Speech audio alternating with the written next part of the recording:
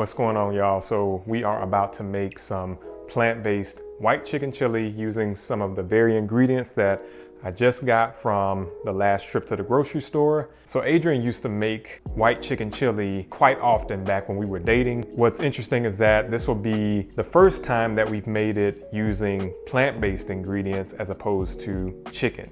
All right, so this is everything that's going in it. We have our vegetable stock. We're using some great northern beans, white corn, cream of cauliflower condensed soup. Now, one thing about this is that it does have cream in it.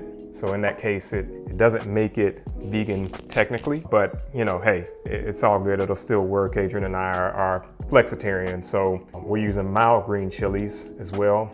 And then for our plant-based chicken, we're going with this Daring plant-based chicken. We've been using this quite a bit recently. I mean, we love it. And then also to help season this up, we're going with this taco seasoning mix that we like to use by McCormick. We're also going to add some kale. Now you might be wondering why kale? Well, and that's something that we like to do to a lot of different dishes just to get a little bit more veggies. And then in terms of toppings for this, we're going to be adding some of this dairy-free shredded Mexican cheese blend by Daya or Daya, however you pronounce it. And then we're also going to top it with some good old green onions.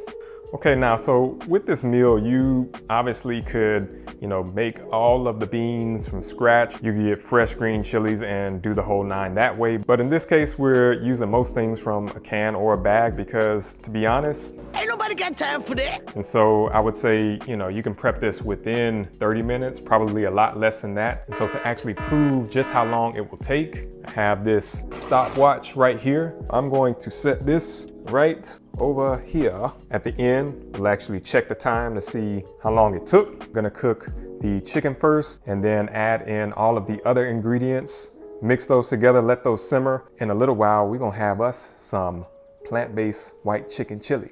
Let's go.